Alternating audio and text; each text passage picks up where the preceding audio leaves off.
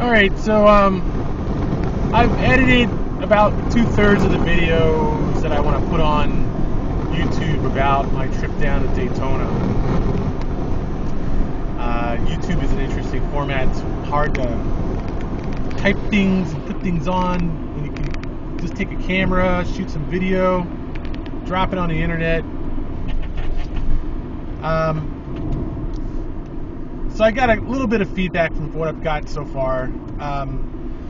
Basically, people telling me that I shouldn't shoot videos while I'm driving and post crap like that on the internet. And the Ninja 300 is blow my old car away and all this kind of crap. So, just a couple of notes, a couple of additional notes. I think I forgot to really talk about the Z1000, which I'd like to say I think it was okay. I don't think it was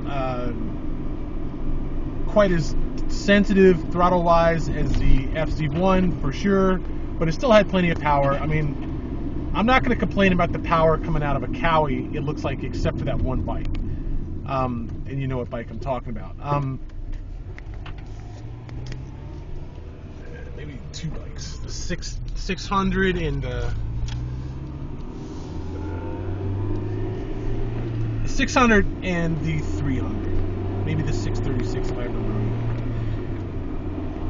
I just don't really like the way that the Z1000 front end, it doesn't quite jazz with me. I still think the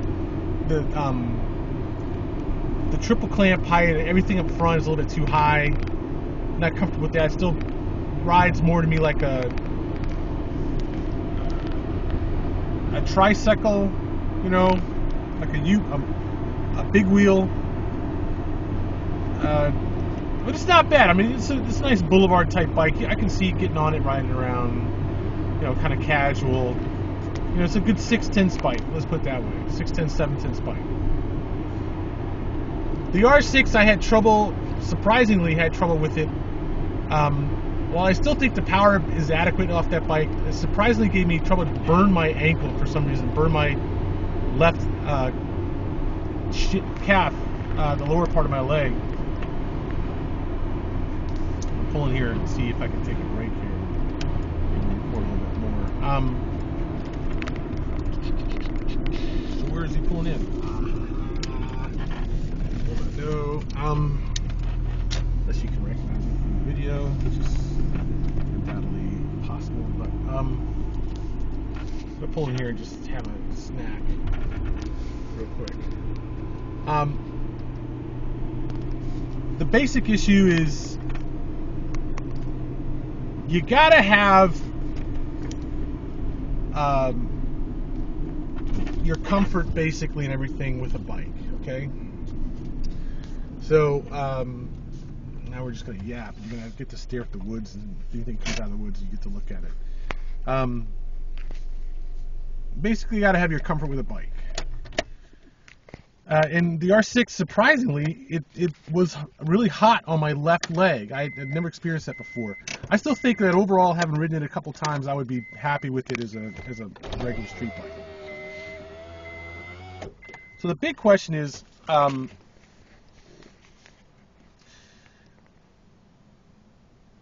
I got some feedback about the Ninja 250, and I did some looking up on the internet to check the 0 to 60 times, and I tested my car, at least handheld, you know, with the phone here, stopwatch feature. And now, suppose the Ninja 300 does 0 to 60 in 7 seconds, okay? I have some links, you know, that I can put up, and there's some data you can search on the internet and find out where that ranks in terms of cars. It's at least 2 seconds behind a 600 in 0 to 60, okay? But there are cars, a lot of cars, that can't do 7-second 0 to 60. 320 BMW 325, 350, something like that. It's a mid-engined, sized engine, sports car, anything, you know, that's, you know, your normal 3,000 pounds, 150 horsepower, probably can't beat that. 0 to 60 time. My car, I hand timed it to 9.4 seconds. And my car is 100 and maybe 150 horsepower, 3,000 pounds. Okay. Second gear at near red line, it was 60 miles an hour. First gear took its time getting up to 5,000 RPMs until the second bank of valves opened up, and then it started getting a boogie on. It started actually moving, pretty damn good, and ran it up through second gear, right around red line, had to shift, and so those things were getting a little complicated with the hand timing, racing up to 60 miles an hour, staying on the road, and stopping the clock. I'd say it was around 8 seconds, 8.5 seconds, if I were to just do it. Okay. Now my car has 150,000 plus on it. I had a ring job done on it not long ago. It's got a used head on it because I burned the valves somehow. I don't know how. And it never really, the original engine, even when I got it, leaked oil a little bit, burned oil a little bit. So getting the rings and everything was a big deal because it stopped that from happening. And it runs. It runs quite comfortably. I have no problem riding it slow, riding it fast. This bullshit about it's better to ride a slow bike fast than a fast bike slow is nonsense. A slow bike, by definition, is never fast. B, you can always ride a fast bike slow. Always. You don't have to ride it slow. You can still ride it fast. So I don't know how people say it's more fun to ride a slow bike fast than a fast bike slow, if by definition you can't ride a slow bike fast, and a fast bike is fun to ride slow. It doesn't have to be ridden at 10/10ths. You're never going to go out there and really ride the bike to its potential on the street. It doesn't matter how slow or how fast it is, because in a corner, you're just not going to ride it to its potential. If you do, you're a suicidal idiot. Even if you can do that. Most people cannot corner a bike at its potential. And if you can't see around the corner, you have no business even close to leaning off to the point where you can drag your knee or get your elbows down, which I think is the more superior form of cornering. So a motorcycle on the street would never be ridden to more than half of its cornering potential. You really shouldn't ride it to its braking potential, and the acceleration is 90% of it. The acceleration and riding it straight is 90% of the performance of a bike that you're going to see on the street. So why take the strongest point of a motorcycle and throw it away just to have two wheels versus four and a seat and a roof? It doesn't make any sense to buy a motorcycle for nearly the price of a car.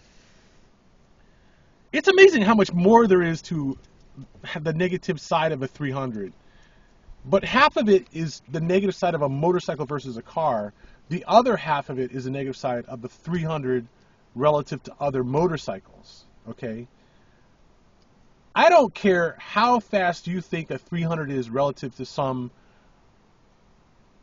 sports car that you can afford for that price or close to that price. Okay? It's still a car. Okay? It wins.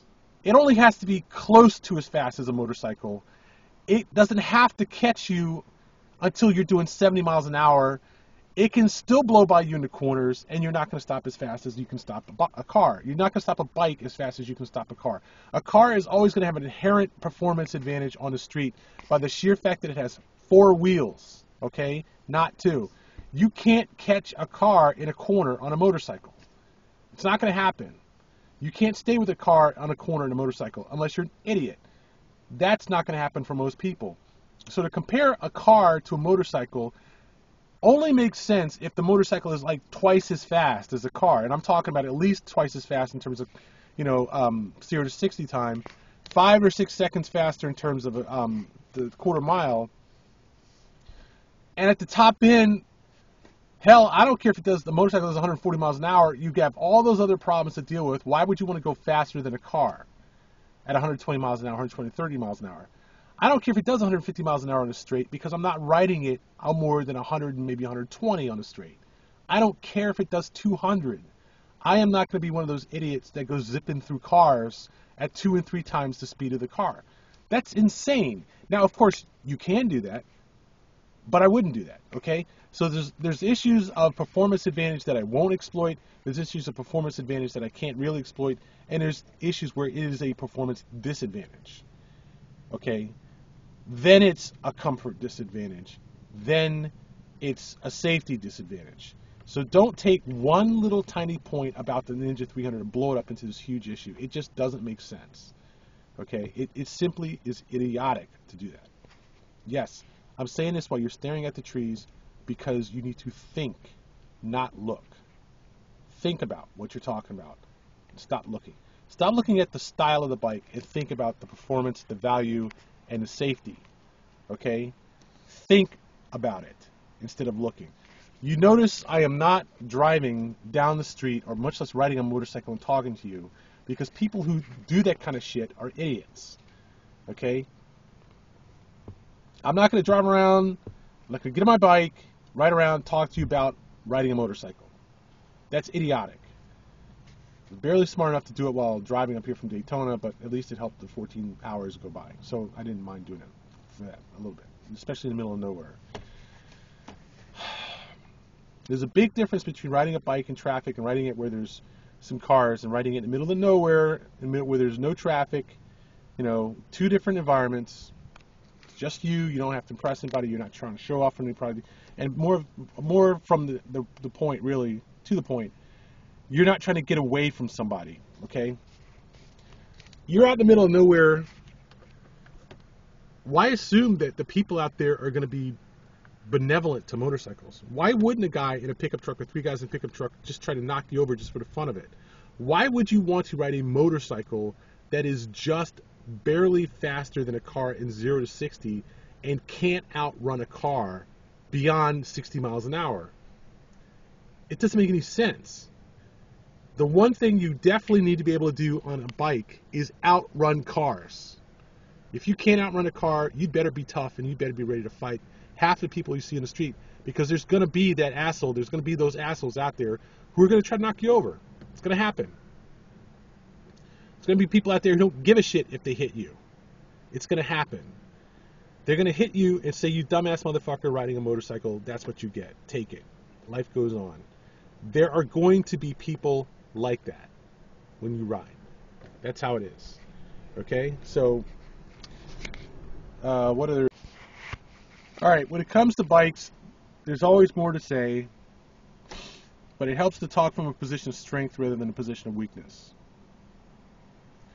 Okay, so it's better to be smart while you're standing still than to be stupid while you're doing 100 miles an hour. So when you read these vlogs, when you listen to people talk about bikes on the internet, remember, it's not how fast they're going that's the issue. The issue is how smart they're riding. So don't worry about all that stuff. Don't worry about, racing Corvettes and stuff like that.